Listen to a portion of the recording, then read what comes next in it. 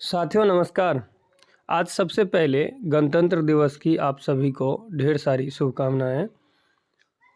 तो आइए आज इस गणतंत्र दिवस के शुभ अवसर पर हम 330 फार्मूला को थोड़ा बेहतर तरीके से समझने का प्रयास करते हैं। साथियों आप लोग देख पा रहे होंगे स्क्रीन पे आपको कुछ कैंडल स्टिक पैटर्न दिख रहे होंगे। टोटल 8 कैंडल स्टिक पैटर्न है, 4 बाइंग साइड के लिए और 4 सेलिंग साइड के लिए। ठीक है, अब इस कैंडल के बनते ही हमें बाय नहीं कर लेना है, पहले हमें समझना है प्रॉपर तरीके से 330 फार्मूला को। ठीक है, ये 8 कैंडल स्टिक पैटर्न को माइंड में याद करके रखना है। पहला है बुलिश इनगल्फिंग, दूसरा है बुलिश सलामी, तीसरा है मॉर्निंग स्टार और चौथा है हैमर। ठीक है, उसके बाद आप देख पा रहे होंगे पांचवा है बेरिश इनगल्फिंग, छठा है बेरिश सलामी, सातवां है इवनिंग स्टार, आठवां है इन्वर्टेड हैमर। बस इन 8 कैंडल स्टिक पैटर्न को हमें याद करके रखना है। अब आगे बताते हैं इसका उपयोग कहाँ पर होगा। पहले हम 330 फार्मूला को समझ लेते हैं। तो आइए साथियों आसान शब्दों में 330 फार्मूला को समझते हैं। 330 फार्मूला का कुछ होमवर्क है, जिसमें सबसे पहला होमवर्क है मंथली, वीकली, डेली, इन तीनों टाइम फ्रेम का प्रीवियस कैंडल का लो, हाई, ओपन, क्लोज, इन चारों पॉइंट को हॉरिजॉन्टल लाइन के थ्रू हमें मार्क कर लेना है और ये सभी लाइनें हमारा सपोर्ट और रेजिस्टेंस का काम करेगी। तो आइए इसको स्क्रीन पे समझते हैं। ये मंथली टाइम फ्रेम का चार्ट है। अभी जनवरी मंथ चल रहा है, तो हमने प्रीवियस कैंडल का होमवर्क क्या कहता है, प्रीवियस कैंडल का लो, हाई, ओपन, क्लोज हमें मार्क कर लेना है। तो मैंने पिंक कलर से इसका टॉप और लो को मैंने मार्क कर रखा है और ओपन और क्लोज को थोड़ा भूरा कलर से मैंने मार्क कर रखा है। आप कोई सा भी कलर रख सकते हैं, कलर मायने नहीं रखता, मेन है वो पॉइंट। ठीक है, मंथली में भी हमने कर लिया। उसके बाद देखिए वीकली में भी मैंने मार्क कर रखा है। वीकली क्योंकि ये 25 जनवरी को वीक पीछे ये वाला वीक ख़त्म हो गया, तो सोमवार से नया वीक स्टार्ट होगा, तो प्रीवियस वीक यही कहलाएगा। तो इसी का मैंने टॉप और लो मेरा होमवर्क कंप्लीट है, इसका मार्क कर रखा है और ओपन क्लोज को भी। डेली टाइम फ्रेम में भी मैंने सेम कर रखा है कि 25 जनवरी ही प्रीवियस कैंडल होगा, क्योंकि सोमवार को नया कैंडल बनेगा ना, तो इसका भी टॉप और बॉटम ओपन क्लोज को हमने मार्क कर रखा है। उसके बाद क्या करना है कि हमें 2 इंडिकेटर लगा लेना है। ईएमए वाला, एक्सपोनेंशियल मूविंग एवरेज, जिसमें से एक ईएमए को 3 पे सेट कर देना है, दूसरे ईएमए को 30 पे सेट कर देना है।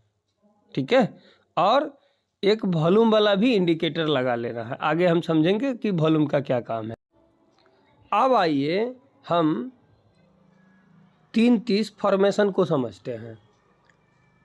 30 EMA जिसको कि मैंने ग्रीन कलर से सेट कर रखा है और 3 EMA को ऑरेंज कलर से सेट कर रखा है।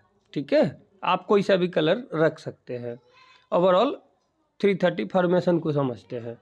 अगर 30 EMA को 3 EMA नीचे की तरफ ब्रेक करके उसके नीचे ट्रेड करना शुरू कर दिया, तो इसका मतलब है कि 330 में सेल फॉर्मेशन एक्टिव है, सेल फॉर्मेशन बना हुआ है। ठीक है, और अगर 30 EMA को 3 EMA नीचे से ऊपर की तरफ ब्रेक करके उसके ऊपर ट्रेड करना शुरू कर देता है, तो इसका मतलब है कि 330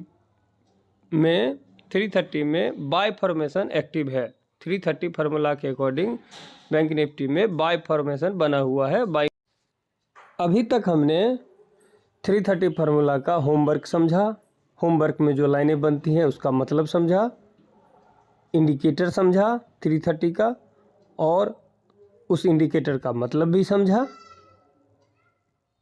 8 कैंडल स्टिक पैटर्न को भी समझा। ठीक है, अब हम 330 फार्मूला के अकॉर्डिंग इंट्राडे कैसे ट्रेड करें, हमें क्विक मूव कैसे कैप्चर करना है, इसको समझते हैं। ठीक है, तो साथियों हमें इंट्राडे मूव कैप्चर करने के लिए 5 मिनट के टाइम फ्रेम का यूज करना होता है। जी हाँ साथियों, 5 मिनट के टाइम फ्रेम में हम 330 फॉर्मेशन को ढूंढेंगे। ठीक है, और 330 फॉर्मेशन एक्टिव होते वक्त हमें किन किन बातों का ध्यान रखना है, आइए इसको समझते हैं। सबसे पहला नंबर हमने पीछे बताया था कि 8 कैंडल स्टिक पैटर्न को याद करना है। ठीक है, उन 8 कैंडल स्टिक पैटर्न में से कोई ना कोई एक कैंडल जरूर यहाँ पे बनना चाहिए जिस समय में 330 फॉर्मेशन एक्टिव हो रहा हो।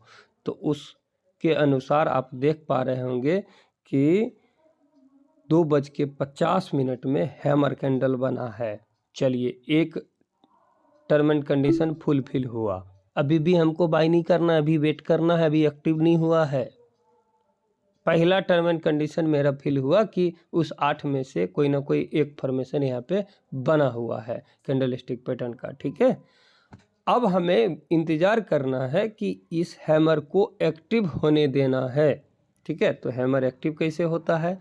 तो हैमर का जो टॉप है 44,575.60, इसके ऊपर की क्लोजिंग चाहिए अगले कैंडल का।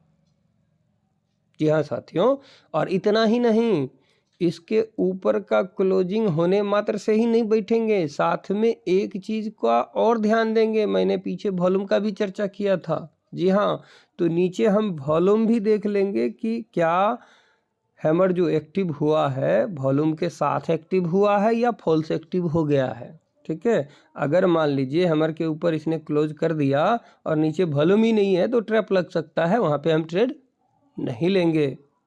ठीक है, क्या देखना है? उन 8 में से कोई ना कोई कैंडल स्टिक पैटर्न बना है क्या? तो बना हुआ है। उसके बाद उस हैमर के टॉप के ऊपर क्लोज कर पाता है क्या? तो कर पाया है। ठीक है, वॉल्यूम के साथ कर पाया है क्या? तो कर पाया है। साथ में 330 एक्टिव हुआ है क्या? तो 30M में 44,563 है और 3M में 44,571 है, यानी एक्टिव भी हुआ है। अब क्या ध्यान देना है कि पीछे जो हमारा जो होमवर्क है 330 फार्मूला का, उसके अकॉर्डिंग जहाँ पे ये फॉर्मेशन बना उसके सामने कोई रेजिस्टेंस तो नहीं है, जगह है भी भागने का या नहीं? तो सामने जगह भी है। ऐसे कंडीशन में मतलब इसका ओवरऑल ये मतलब हुआ कि 330 का प्रॉपर सेटअप बना है यहाँ पे, और ऐसा सिग्नल मिलते ही बस इसके क्लोजिंग होने के बाद हमें बाय कर लेना है। और इस हैमर का जो लो है वो हमारा स्टॉप लॉस रहेगा।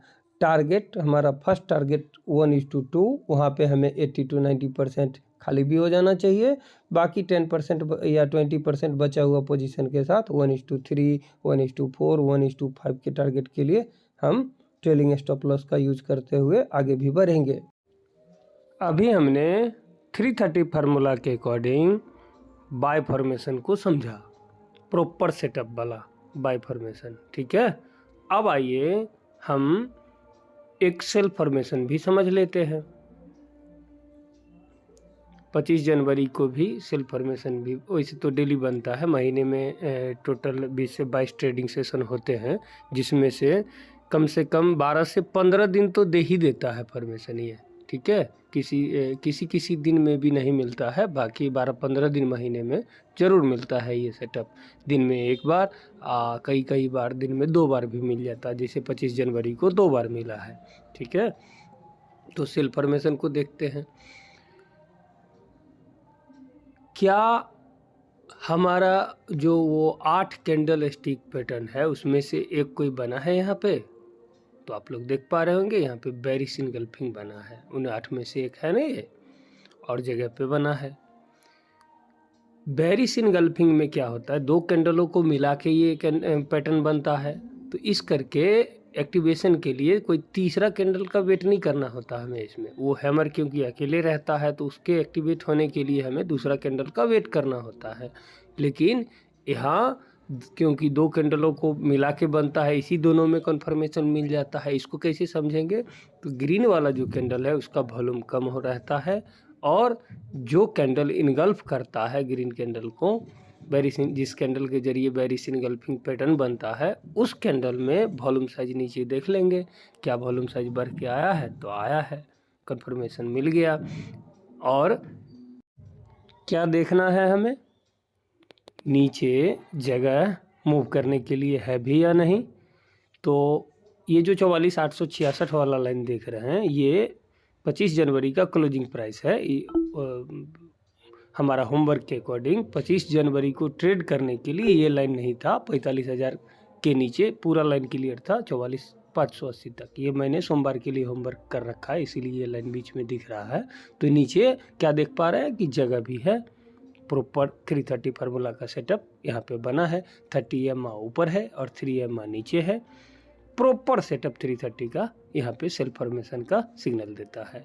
ऐसे कंडीशन में हमें जैसे ही ये बेरिसिन गल्फ पैटर्न बना, इसके क्लोजिंग पे हमें सेल साइड बैठ जाना है। इन दोनों का जो टॉप है वो हमारा स्टॉप लॉस रहने वाला है और टारगेट 1:2 पे हमें 80 to 90% एग्जिट भी कर जाना है।